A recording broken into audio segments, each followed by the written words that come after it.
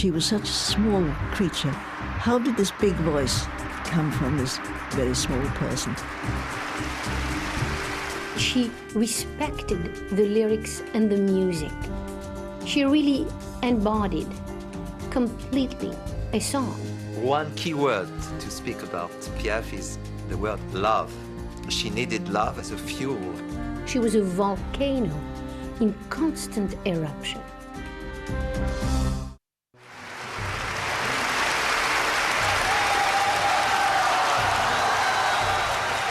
In December 1960, 45-year-old Edith Piaf, frail and in poor health, took the stage at the Olympia Theatre in Paris.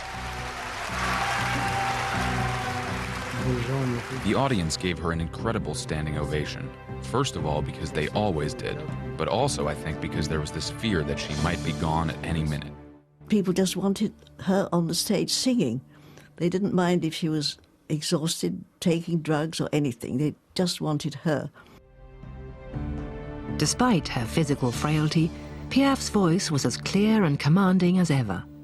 The evening's highlight was a new song, recently introduced into her repertoire. Non, rien de rien. Non, je ne regrette rien. Anybody who's heard the name of Piaf, that's what they think of. The lyrics of No Regrets are extremely simple, very simple, but they got to the heart. No, for all the good, for all the bad that happened in my life, I have no regrets. I would do it over and over again.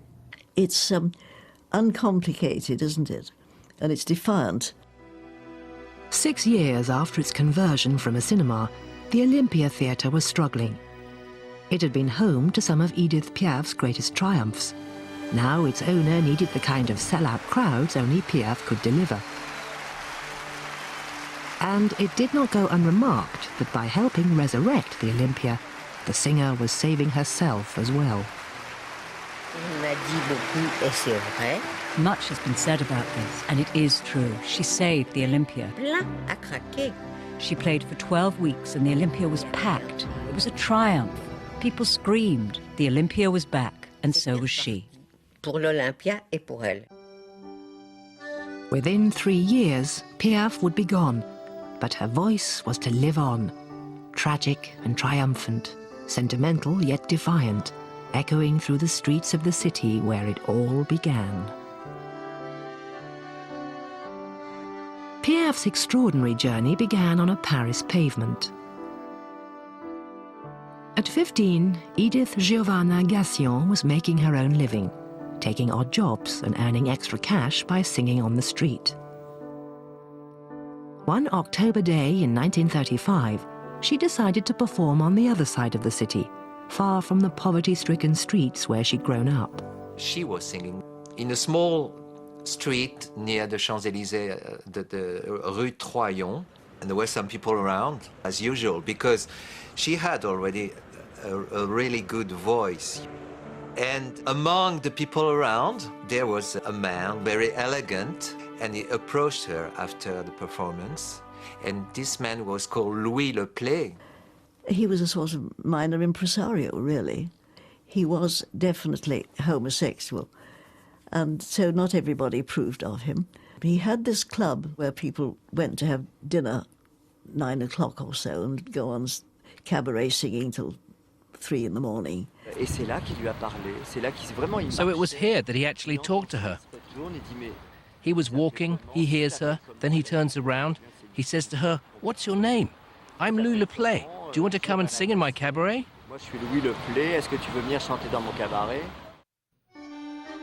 The only thing Le Play didn't like about Edith Giovanna Gassion was her name. And right away he says that Giovanna Gassion doesn't fit. It's not the name of a singer. And she says, "Well, it's my father's name." He says, "Okay, but it's not a singer's name. And we will name you La Môme Piaf, like a little bird." He says, "Like a little bird from Paris. I found you in the street. You're going to be named Piaf." Piaf is slang for a little sparrow. At At Louis Le Play's club, the little sparrow found herself singing for the elite of Paris. Among them, the celebrated cabaret singer Miss Tinguette and the actor-singer Maurice Chevalier. Very sophisticated little audience. They liked something new. They didn't want the same old imitation Folie Bergère stuff, which you couldn't do in a small club. They wanted something intimate and perhaps a little bit sordid looking, made them feel, well, it was picturesque, put it that way. She didn't even have a dress, and he didn't want to buy her anything. He wanted her to be just like that. To them, she was very exotic. She represented the image they had of the poor people of Paris, you know. I think it was just like a cliché. She was the streets.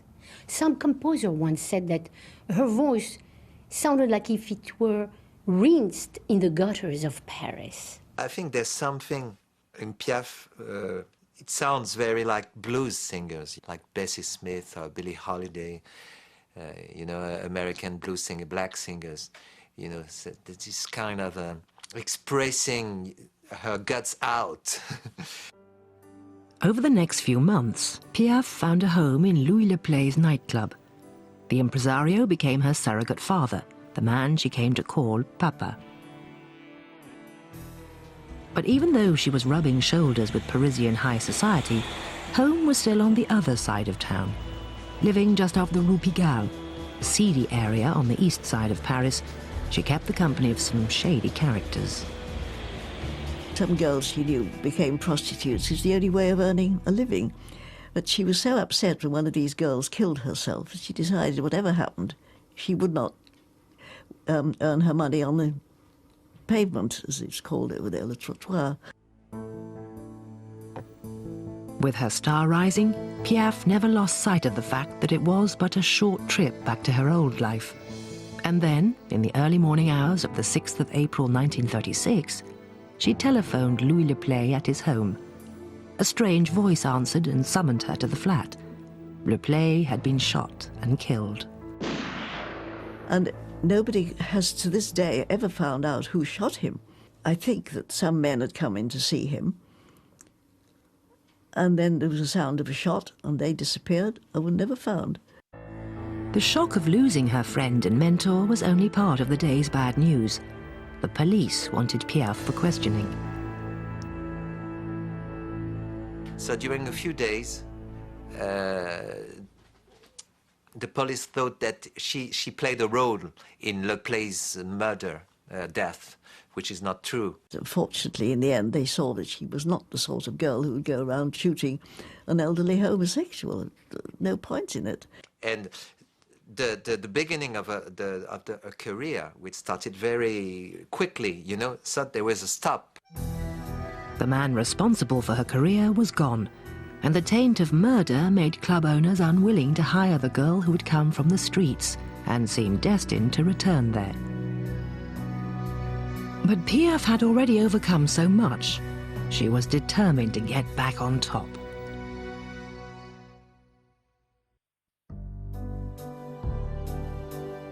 As Edith Piaf told it, the story of her life began literally on the streets of Paris.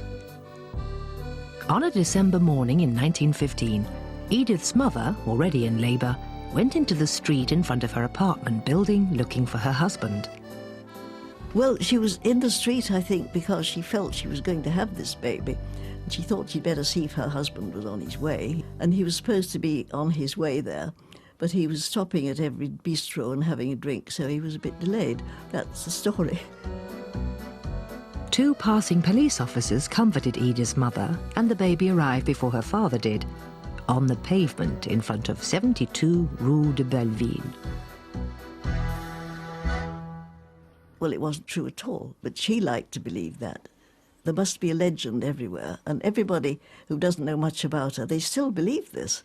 But I've got the documents from the local big hospital where she was born. But reality is very boring, really.